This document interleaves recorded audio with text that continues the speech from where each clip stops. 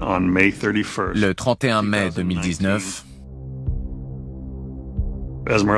la disparition d'Esmeralda González est déclarée à la police métropolitaine de Las Vegas. La famille d'Esmeralda l'a vue pour la dernière fois le 26 mai 2019. Au bout de 2 jours, le frère d'Esmeralda s'est rendu au domicile de sa sœur pour vérifier que tout allait bien. Quand il est arrivé, elle n'était plus là. Son frère m'a appelé pour me dire qu'elle avait disparu. J'étais en plein déni. Esmeralda était une jeune femme motivée. Elle était née au Mexique et elle est venue à Las Vegas alors qu'elle était encore jeune. Elle a pu obtenir son diplôme universitaire, elle a acheté sa première maison et elle en a même acheté une deuxième qu'elle louait à des gens. Elle est devenue célèbre sur Instagram, elle avait des milliers d'abonnés. Comment une femme si indépendante a pu disparaître? Je savais que quelque chose n'allait pas. Sa famille nous a dit qu'Esmeralda vivait dans un quartier très sympa et qu'elle gagnait bien sa vie. Mais on a découvert qu'elle souffrait de problèmes mentaux.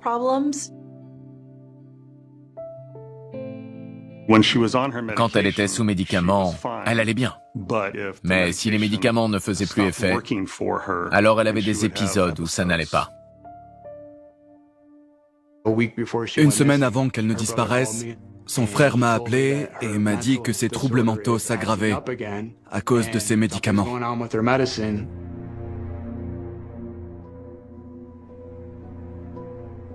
Mon éditeur m'avait dit « On a eu écho qu'une femme originaire du Mexique avait disparu. Son état mental était très fragile. » Cette histoire me touchait personnellement, tout simplement parce que mes parents sont venus aux États-Unis pour la même raison que ceux d'Esmeralda. Sa famille voulait une meilleure vie. C'est très triste d'entendre une telle histoire. Dans quel état psychologique était-elle? Est-ce que c'était la cause de sa disparition? Je ne savais pas comment réagir. C'était un mystère total. Qu'est-ce qui s'est vraiment passé?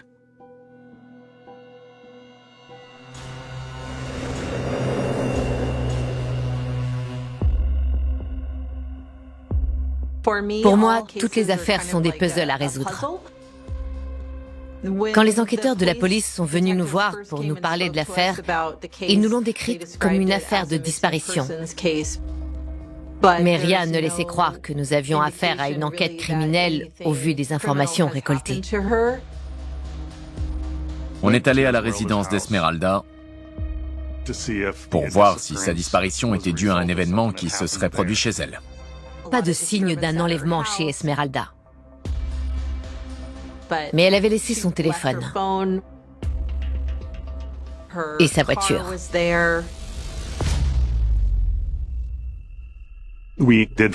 On a découvert qu'Esmeralda avait une caméra de surveillance sur sa porte d'entrée et à l'intérieur de sa maison. Nous avons été en mesure d'obtenir les vidéos de surveillance des caméras de sa maison.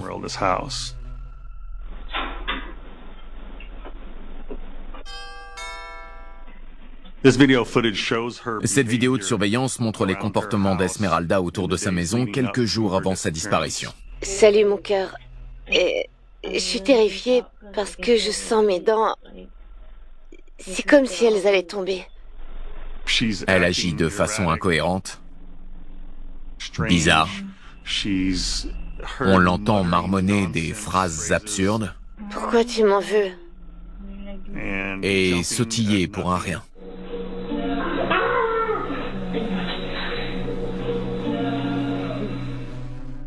On pouvait voir qu'Esmeralda n'était pas elle-même durant ces moments. Une dépression nerveuse. Et rien dans la maison ne nous disait où elle avait pu aller. Le fait qu'elle ait laissé des objets traçables comme son téléphone portable et même son véhicule à sa résidence soulève bon nombre de questions sur sa disparition. Fuyait-elle quelqu'un?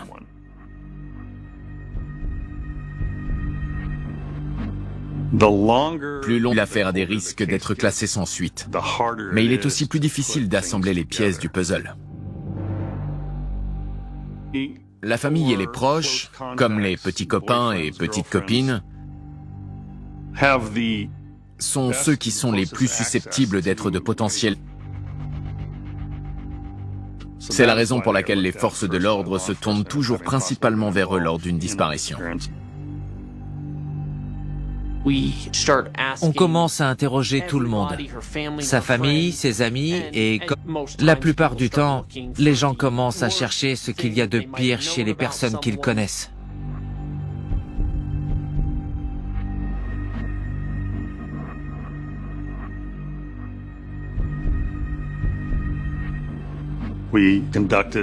Nous avons interrogé les membres de la famille d'Esmeralda et ils nous ont raconté qu'elle avait un petit ami du nom de John.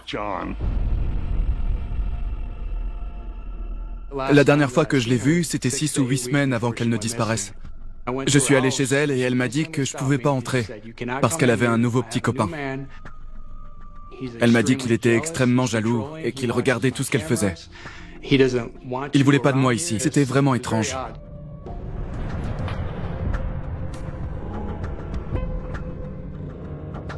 Les amis d'Esmeralda comme le potentiel suspect.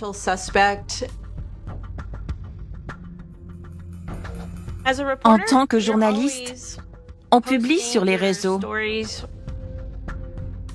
Je ne savais pas que le petit ami d'Esmeralda me suivait jusqu'à ce qu'il m'envoie un message. J'ai été très surprise. Il allait être filmé pour nous parler d'Esmeralda en tant que petit ami. Mais il a changé d'avis parce que la police voulait également lui parler. Il voulait savoir où est-ce qu'il était et s'il était impliqué ou non dans la disparition d'Esmeralda. Il nous a pas dit grand-chose sur ce que la police lui a demandé durant l'interrogatoire. Nous avons examiné les antécédents judiciaires de John et on a découvert qu'une dispute domestique entre Esmeralda et lui avait été signalée le 29 mai. Elle est ensuite déclarée disparue le 31 mai. L'inquiétude a commencé à monter.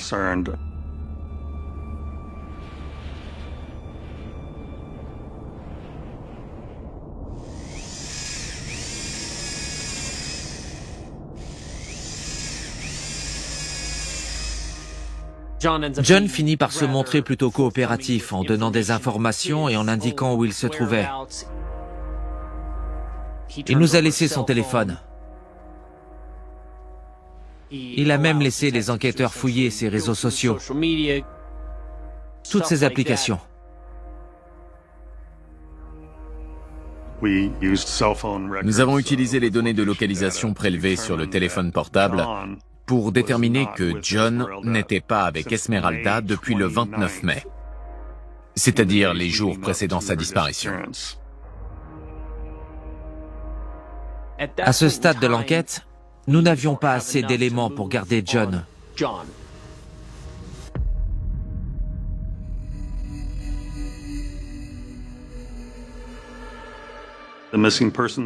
La brigade des personnes disparues a ensuite quadrillé le quartier où vivait Esmeralda.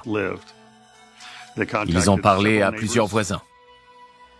Beaucoup ont des caméras de surveillance sur leurs portes qui ne filment pas que le devant de la maison, mais aussi parfois le jardin ou la rue. Un des voisins nous a dit avoir un enregistrement d'une femme frappant à sa porte. On a pu récupérer les enregistrements vidéo de sa caméra. Elles sont un peu déconcertantes. Les enregistrements nous montrent Esmeralda portant de la lingerie et des talons hauts. Elle semblait très confuse. Quand des personnes disparaissent alors qu'elles souffrent de maladies mentales, on commence à devenir inquiet pour leur bien-être. Car ces personnes pourraient être un danger pour elles-mêmes ou bien pour quelqu'un d'autre. Que lui est-il arrivé? Vous vous êtes trompé de maison. Ah bon? Oui. Ok, merci. On peut voir qu'à 2h33 sur l'enregistrement, c'est la dernière fois qu'Esmeralda a été vue en vie alors qu'elle descendait la rue. Où allait-elle? Elle a quitté sa maison de son plein gré, mais son comportement était très erratique. Et elle a disparu à partir de ce moment-là. On était inquiets. Est-ce que cette enquête pour disparition pourrait se terminer en enquête pour homicide?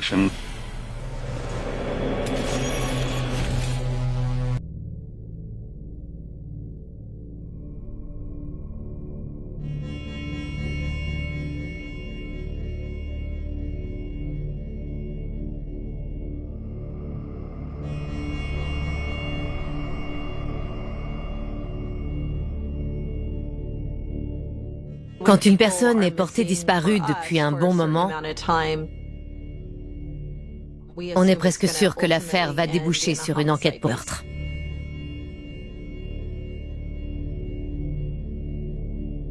Mais il nous faut un corps. Sans un corps, il est presque impossible de prouver qu'une personne est morte ou qu'un crime a été commis.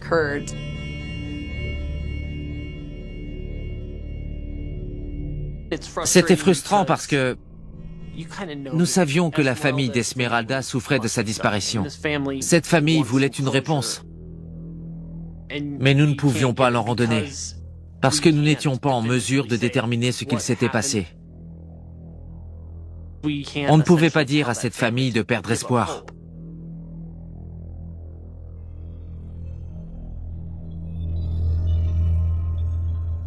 La partie la plus difficile est de ne pas savoir ce qui s'est passé. J'avais peur que quelqu'un lui ait fait du mal. Et ensuite, on se retrouve à chercher dans toute la ville, à fouiller dans tous les endroits où elle a l'habitude d'aller, où elle fait sa manucure, où elle fait le plein de sa voiture. On voit ses amis, sa famille. On va partout où on pense qu'elle aurait pu aller. On met des avis de recherche partout en ville.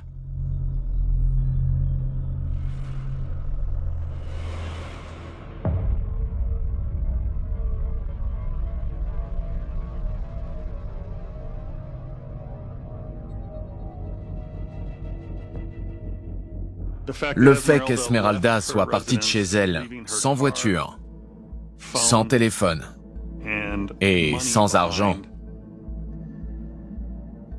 montre qu'elle ne pouvait pas subvenir à ses besoins après avoir quitté son domicile.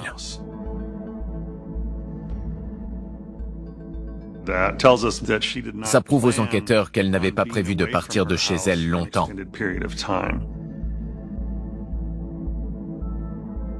On a suivi toutes les pistes possibles, mais nous sommes arrivés au stade où les pistes ne donnaient plus rien. Et Esmeralda demeurait introuvable. Environ 6 semaines plus tard, le 18 juillet 2019, l'unité des homicides de la police de Las Vegas reçoit un tuyau par téléphone d'un inconnu. Le tuyau de l'inconnu était qu'une prostituée avait été embauchée par l'entreprise d'un certain Christopher Prestipino et qu'elle avait été détenue contre sa volonté plusieurs jours et qu'elle aurait été tuée par Christopher Prestipino. On se demandait si Esmeralda aurait pu être la fille en question, d'après les dires de l'informateur. Je reste tout de même intéressé. Il s'agit de la première véritable avancée significative dans cette enquête, qui s'en trouve totalement bouleversée.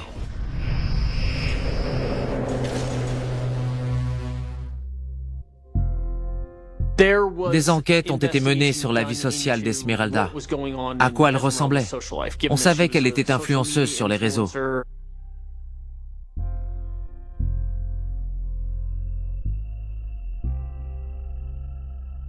On a appris plus tard qu'elle était également dans le divertissement pour adultes. Elle travaillait comme l'une de ces stripteaseuses qui portent des plumes et prennent des photos avec les touristes. Je lui avais dit que c'était dangereux.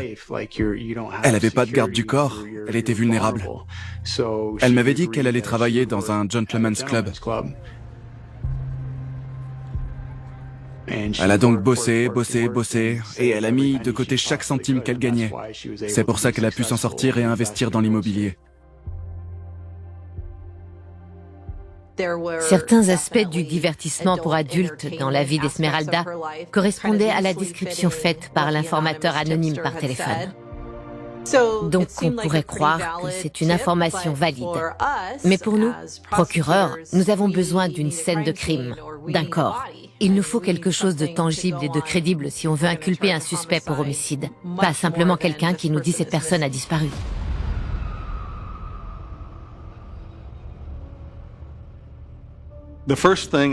La première chose à faire avec cette information, c'est d'identifier la personne nommée par l'informateur. Dans leur cas, ils ont été en mesure d'identifier Christopher Prestipino parce qu'il a un nom peu commun. On a appris que Christopher travaillait à Las Vegas. Il était éclairagiste sur des productions. C'était un travailleur de l'ombre. Mais ils ont été en mesure de découvrir qu'aux alentours de la disparition d'Esmeralda, il n'était pas venu travailler. Ce qui était étrange pour lui. Il avait des antécédents criminels en ce qui concerne la détention et la vente de stupéfiants. Mais d'après ce que j'avais vu sur les réseaux sociaux, cet homme était un pervers. Il avait fait un nombre incalculable de posts sur les femmes. Et ce qu'il voulait leur faire. Je me souviens avoir vu qu'il suivait plusieurs groupes dégoûtants sur Facebook. C'était un malade qui se baladait dans notre ville. C'était un prédateur. J'ai jamais rencontré cet homme. Mais tellement de choses traversent mon esprit. Je me demandais constamment si tout était lié.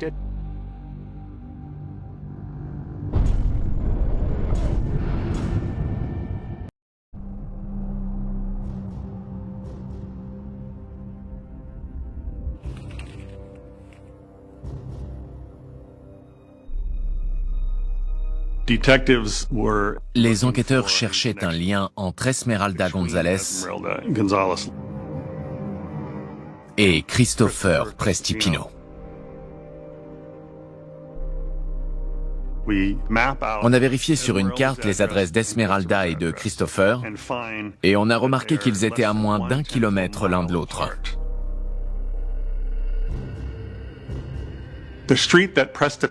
La rue sur laquelle débouchait le cul-de-sac de Prestipino était en fait la même que celle vers laquelle se dirigeait Esmeralda lorsqu'elle quittait la maison de son voisin à 2h30 du matin le 31 mai.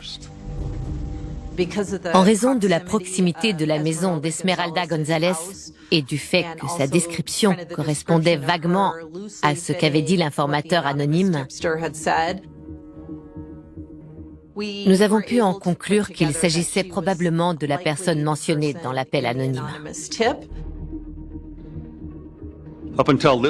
Jusqu'à cet instant, nous faisions face à plein d'impasses dans l'enquête sur Esmeralda González. Grâce à ça, on a le sentiment d'avancer considérablement. Christopher Prestipino devient notre suspect. Prestipino joue au jeu du chat et de la souris.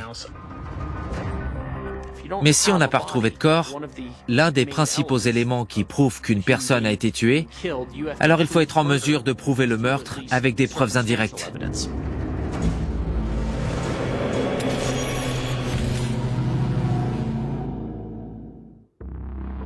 Nous avons saisi les relevés bancaires de Christopher et nous avons pu voir où sa carte avait été utilisée. On a extrait les vidéos de surveillance. On le voit aller au magasin de bricolage. Les achats de matériaux ont commencé le 2 juin, après la disparition d'Esmeralda. Tous les achats étaient suspicieux.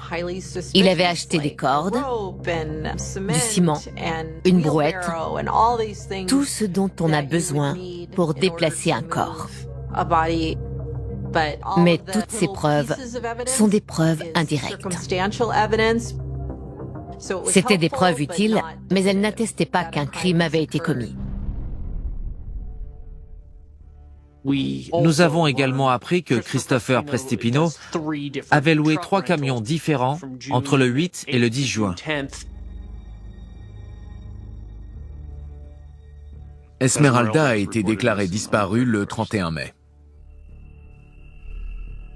Si Christopher Prestipino a effectivement tué Esmeralda et ne s'est débarrassé du corps que le 10, alors il a disposé d'une longue période pour élaborer et mettre en œuvre un plan pour se débarrasser du corps.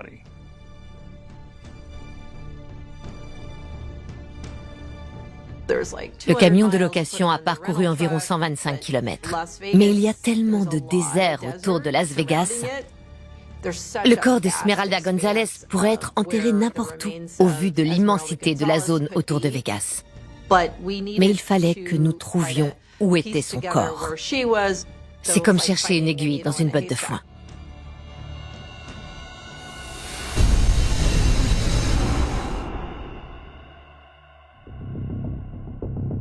S'il a tué Esmeralda, Prestipino pensait pouvoir être plus intelligent que les enquêteurs. Parce que si nous n'avons pas de corps, nous ne pouvons pas l'arrêter.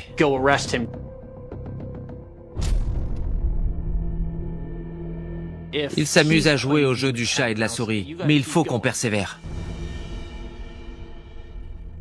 On se demande également, d'un point de vue stratégique, si nous possédons suffisamment de preuves et si tout ça serait suffisant pour le jury.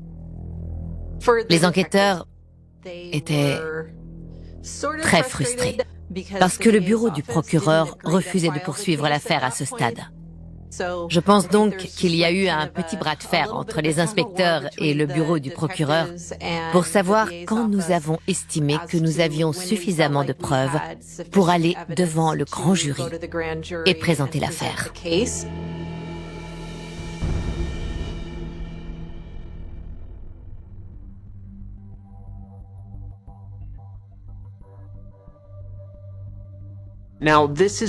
Aux alentours des mois d'août et de septembre,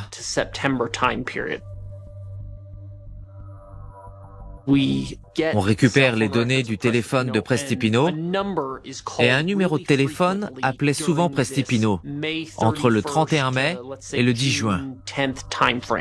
Et la personne qui appelait son numéro était une certaine Cassandra Garrett. Les enquêteurs voulaient en savoir plus sur cette femme. Cassandra était un peu une vagabonde.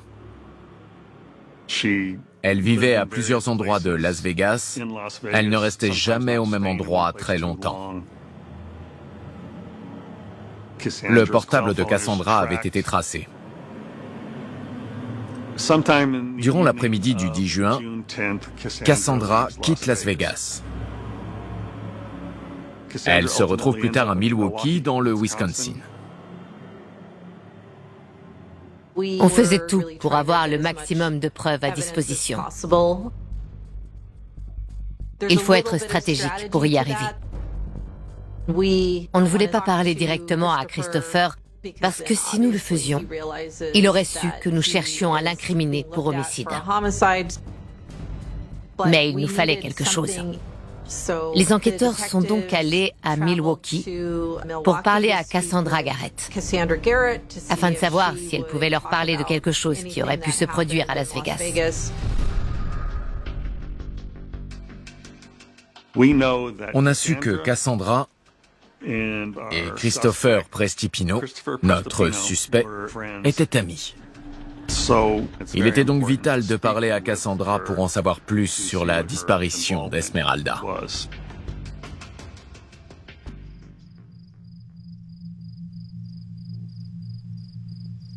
Mon équipier et moi avons été chargés de mener une enquête de suivi sur une personne disparue à Las Vegas. Ok.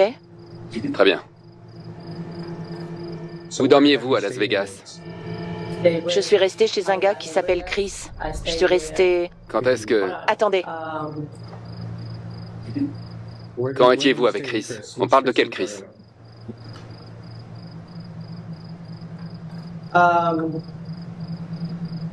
Prestipino? Oui, lui. Je crois que son nom ressemblait à ça. Vous êtes resté chez lui? C'est ça. Qu'est-ce que... C'est pour ça que je ne comprends pas pourquoi vous me questionnez. Il m'a parlé d'une personne disparue, mais je ne sais pas qui c'est. C'est quoi cette histoire? Ok, donc quand vous étiez chez Christopher, est-ce que vous avez remarqué quelque chose d'étrange? Est-ce que Christopher a dû louer un camion? Je ne sais pas. Comment je saurais? Vous étiez chez lui. Mais je n'étais presque jamais chez lui. Je viens et je repars presque aussitôt, ok? Je ne sais rien de tout ça. Je vous dis la vérité. Elle leur dit simplement d'aller se faire voir et ne leur raconte pas grand-chose de pertinent. Elle n'est pas très loquace, ce qui est très compliqué. Je pense que Christopher Prestipino était clairement impliqué dans la disparition d'Esmeralda. Mais nous n'avions rien d'autre pour continuer l'enquête.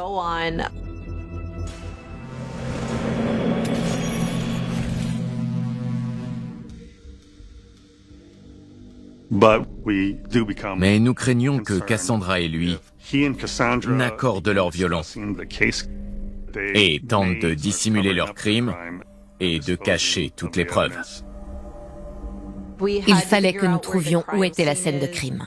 On a pu obtenir un mandat de perquisition pour la maison de Christopher afin de découvrir de potentielles preuves pouvant prouver la mort d'Esmeralda, mais également pour nous aider à retrouver le corps.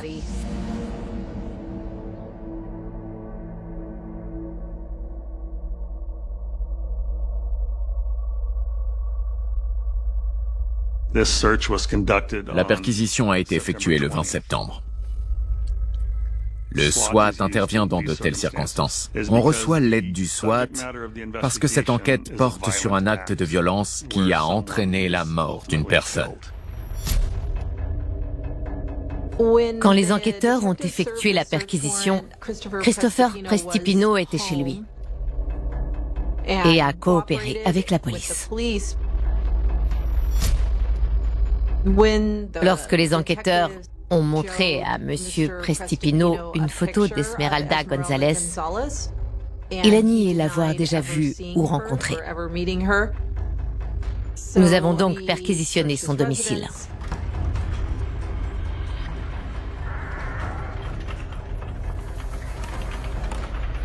Il n'y avait presque rien qui indiquerait une potentielle lutte.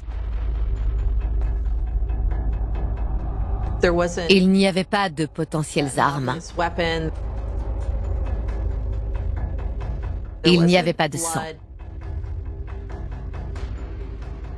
Mais certains éléments suggéraient que quelque chose avait pu se produire dans la maison. Le sol du garage avait été refait. De nouveaux tapis ont été mis.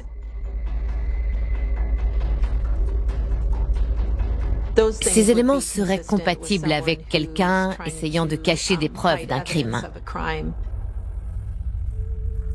Mais il n'y avait aucun moyen de dire avec certitude que quelque chose de grave était arrivé à Esmeralda dans cette maison.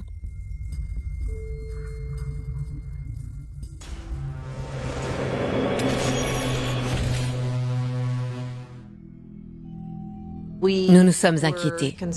On ne savait pas si nous allions pouvoir constituer un dossier si nous ne retrouvions pas le corps. Prestipino se pensait peut-être plus intelligent que nous, mais nous n'avons pas arrêté de chercher.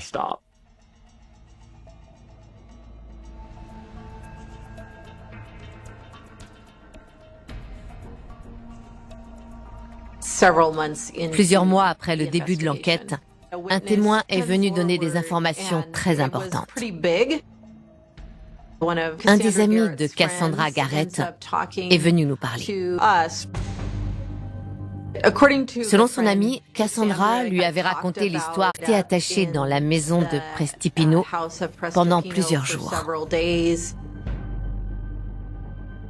Qu'elle avait été droguée et qu'on l'avait empêchée de quitter la maison. Après ce témoignage, on décide de retourner discuter avec Cassandra. On l'avait empêchée de quitter la maison. Après ce témoignage, on décide de retourner discuter avec Cassandra.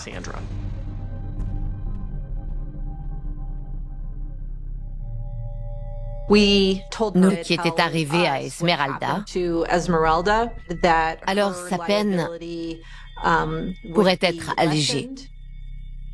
Si elle pouvait nous donner le nom de quelqu'un d'autre, au lieu de porter la plus grande partie de la responsabilité sur ses épaules.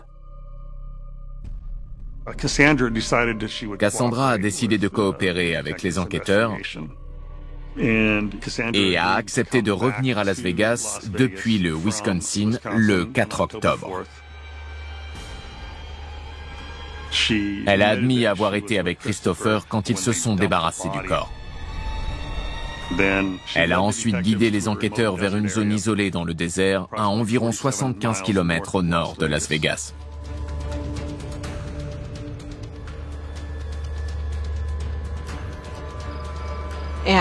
Une fois qu'ils sont arrivés dans le désert, ce qu'ils ont découvert était vraiment choquant.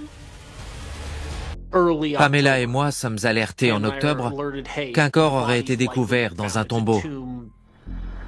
Et Cassandra Garrett était la personne qui a indiqué aux enquêteurs où le corps avait été déposé. Et le tombeau était en plein milieu du désert.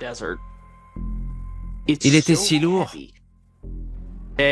qu'il aura fallu une grue pour le soulever.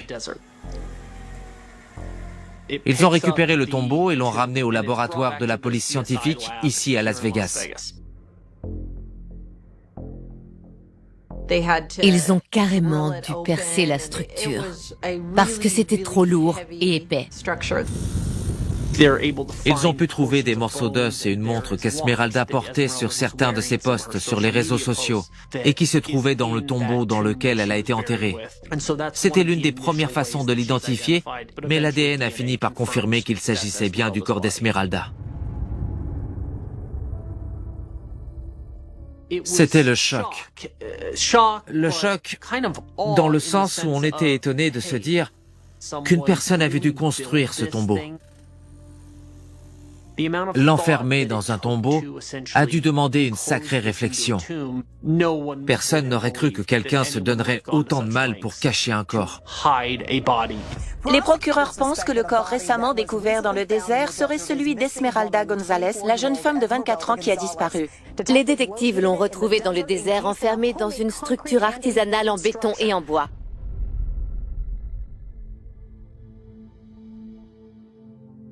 Je me souviens juste que son amie m'a appelé pour me dire qu'elle avait été tuée.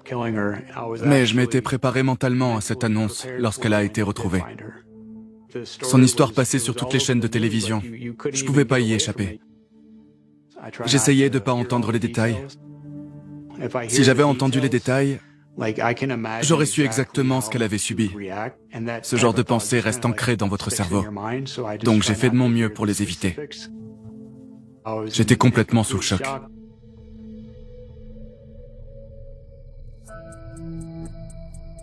C'est à partir de cet instant qu'on a pu demander un mandat d'arrêt à l'encontre de Christopher Prestipino. Les enquêteurs ont découvert que Prestipino revenait de vacances par l'aéroport McCarran. J'étais à l'aéroport avec les enquêteurs. Les enquêteurs l'ont entouré, l'ont attrapé et ont dit « Nous avons trouvé le corps ». Prestipino devient flasque et s'effondre dans les bras des enquêteurs. Il est alors arrêté. Mais il a obtenu l'assistance d'un avocat et a refusé de parler. C'est à ce moment-là que Cassandra nous a expliqué ce qui s'était réellement passé le matin du 31 mai. Une prise de parole volontaire de Cassandra Garrett dans le cadre d'un interrogatoire de la police de Las Vegas. Avec mon coéquipier, on va revenir sur les causes de la mort d'Esmeralda González. On est là aujourd'hui pour pouvoir en discuter davantage. Ok. Ok, bon, de quoi vous vous rappelez quand vous étiez chez Christopher? Il m'a appelé pour que je vienne, donc je suis allée chez lui. Cassandra a dit qu'elle était avec Christopher chez lui la nuit du 30 mai, jusqu'au matin du 31 mai. Esmeralda est en sous-vêtements et marche dans la rue. Cette rue mène tout près de la maison de Christopher Prestipino. Elle errait en frappant aux portes des gens. Et ce type a profité de la situation.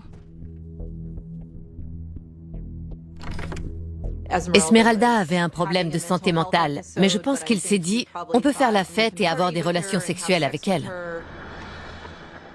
Ils avaient l'air de s'amuser.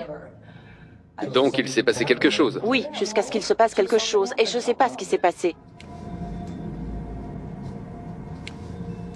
Je reviens et il est en colère, et il tourne en rond.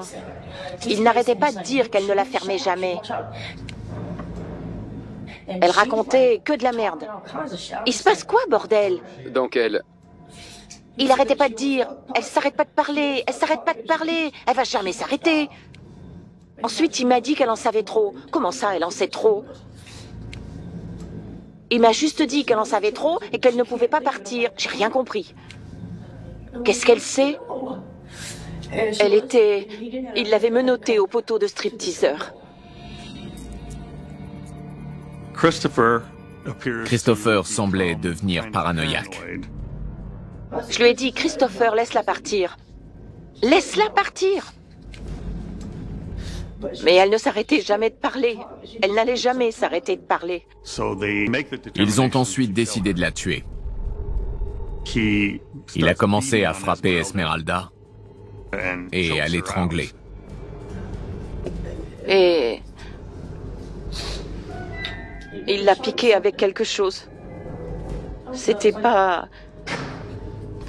une seringue ordinaire. Elle n'était pas normale. C'était pas comme une seringue à héroïne? Non, c'était... une longue seringue avec un tube. Tout est arrivé si vite, je sais pas. Je pense qu'il l'a juste piqué avec la seringue. Je sais pas. Je sais pas si c'était le bras ou la jambe. Je me souviens plus. Il l'a empoisonné, c'est tout. Christopher a injecté de l'acide chlorhydrique dans le corps d'Esmeralda. On s'en sert pour nettoyer les piscines. Et ça a été mortel pour elle. Il s'est servi de ça pour détourner les enquêteurs du corps et les empêcher de découvrir la façon dont ils s'en étaient débarrassés. Christopher a ensuite construit un tombeau plein de béton avec plusieurs vis et vérins. Il a vraiment En direction d'une zone isolée à 75 km de Las Vegas. Ils ont été en mesure de retirer la structure faite de béton de l'arrière du camion et de l'abandonner en plein milieu du désert.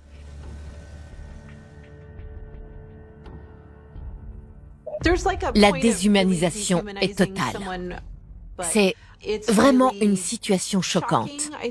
De savoir tout ce qu'il a dû faire pour se débarrasser du corps, déplacer le corps de cette femme et le recouvrir de ciment dans l'espoir que personne ne la retrouve. Selon moi, Prestipino a fait tout ce qu'il a pu pour effacer cette femme de la surface de la Terre.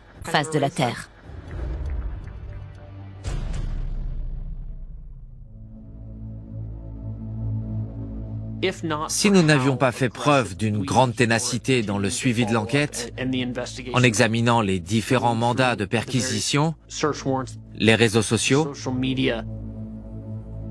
et l'analyse des téléphones portables, on n'aurait probablement jamais élucidé l'affaire. Pour Cassandra, nous avons estimé qu'il fallait lui accorder un certain crédit ou un certain avantage pour avoir aidé à localiser le corps. Elle a donc été condamnée à une peine de 20 ans avec possibilité de libération conditionnelle au bout de 8 ans. Christopher Prestipino plaide finalement coupable de meurtre sans préméditation et d'enlèvement avec préméditation et se voit infliger une peine combinée de 10 à 25 ans.